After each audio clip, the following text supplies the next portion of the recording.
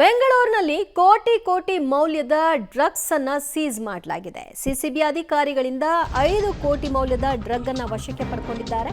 3.5 ಕೋಟಿ ಹೈಡ್ರೋ ಗಾಂಜಾ ಜೊತೆಗೆ 30 ಲಕ್ಷವನ್ನ ಜಪ್ತಿ ಮಾಡಲಾಗಿದೆ. 1.5 ಕೋಟಿ ಬೆಲೆಯ ಸುಮಾರು 1 ಕೆಜಿ MDMA ಅನ್ನು ಕೂಡ ವಶಕ್ಕೆ ತೆಗೆದುಕೊಂಡಿದ್ದಾರೆ. ಕಾಲೇಜು ವಿದ್ಯಾರ್ಥಿಗಳಿಗೆ ಡ್ರಗ್ಸ್ ಸಪ್ಲೈ ಮಾಡ್ತಾ ಇದ್ದಂತಹ ಪೆಡ್ಲರ್ ಈತ. ಸದ್ಯ 2 ಪ್ರತ್ಯೇಕ ಪ್ರಕರಣಗಳಲ್ಲಿ ಇಬ್ಬರನ್ನ ಸಿಸಿಬಿ ಪೊಲೀಸರು ಬಂಧನಕ್ಕೆ ಒಳಪಡಿಸುವ ಮೂಲಕವಾಗಿ ಈ ಡ್ರಗ್ಸ್ ಎಲ್ಲಿಂದ ಸಪ್ಲೈ ಆಗ್ತಾ ಇತ್ತು ಮತ್ತು ಯಾರ್ಯಾರಿಗೆ ಇದನ್ನ ಹಂಚಲಾಗ್ತಾ ಇತ್ತು, ಸ್ಪೆಷಲಿ ವಿದ್ಯಾರ್ಥಿಗಳನ್ನೇ ಟಾರ್ಗೆಟ್ ಮಾಡೋ ಮೂಲಕವಾಗಿ ಡ್ರಗ್ಸ್ ಸಪ್ಲೈ ಆಗ್ತಿತ್ತಾ ಎಂಬಿತ್ಯಾದಿ ವಿಚಾರಣೆಯನ್ನ ಕೈಗೆತ್ತಿಕೊಳ್ಳುತ್ತೆ. ಈಗ ಸದ್ಯ ಇಬ್ಬರ ಬಂಧನ ಆಗಿದೆ. ಇದರ ಹಿಂದಿನ ರೂವಾರಿಗಳು ಯಾರು, ಇದರ ನೆಟ್ವರ್ಕ್ ಎಷ್ಟು ದೊಡ್ಡದಿದೆ ಅನ್ನೋದರ ಪತ್ತೆ ಕಾರ್ಯವನ್ನು ಕೂಡ ಸಿಸಿಬಿ ಮುಂದಿನ ಹಂತಗಳಲ್ಲಿ ನಡೆಸುತ್ತೆ. ಒಟ್ಟು 5 ಕೋಟಿ ಮೌಲ್ಯದ ಡ್ರಗ್ ಅನ್ನ ಇವತ್ತು ಸೀಸ್ ಮಾಡಿದ್ದಾರೆ.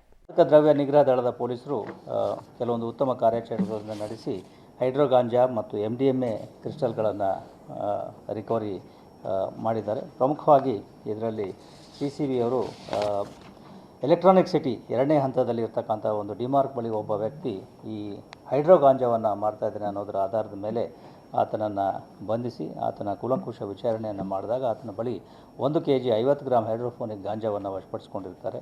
ನಂತರ ಆತ ಕೊಟ್ಟಿರ್ತಕ್ಕಂಥ ಮಾಹಿತಿ ಮೇರೆಗೆ ಆತನ ವಾಸವಿರುವ ಮನೆಯಿಂದ ಮತ್ತೆ ಸುಮಾರು 2 ಕೆಜಿ 454 ಗ್ರಾಂ ಹೈಡ್ರೋಫೋನಿಕ್ ಗಾಂಜಾವನ್ನು ವಶಪಡಿಸಿಕೊಂಡಿರ್ತಾರೆ.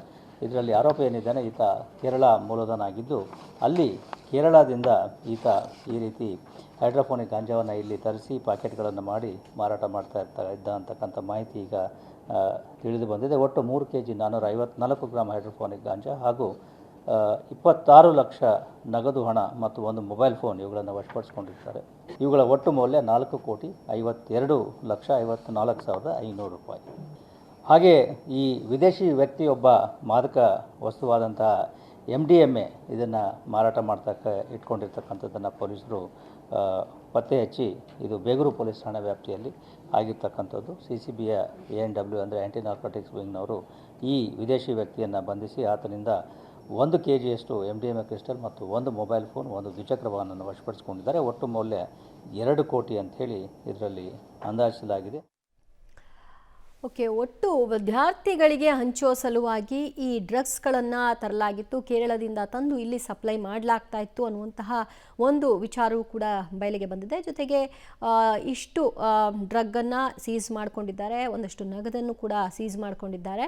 ಆರೋಪಿಗಳ ಪತ್ತೆ ಆದ ನಂತರದಲ್ಲಿ ಇನ್ನಷ್ಟು ಜಾಲವನ್ನು ಭೇದಿಸುವಂಥ ಕೆಲಸವನ್ನು ಕೈಗೊಳ್ಳಲಾಗಿದೆ.